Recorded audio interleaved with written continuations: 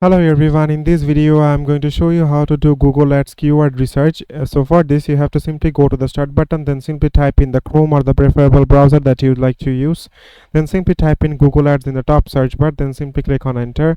After that you have to simply go to the first website from here, and once you are here you have to just simply click on sign in option or the start now button according to your preferences, and then it will simply take you to a dashboard like this. And from here what you need to do is simply click on the tools icon in the left hand side, and from here you have to just simply choose the keyword planner from here.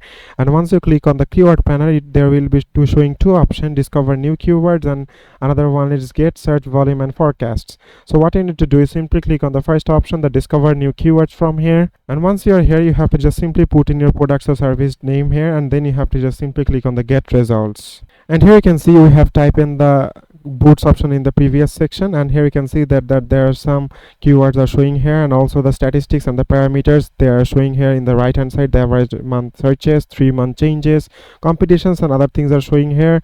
And here in the top here you can see the broaden your search is also showing the footwear, bronze footwear. Here you can see the location is already showing here, the language and the date as well. So that's how you can choose the best keyword from here. So it is as simple as that, guys. Thank you very much for watching this video.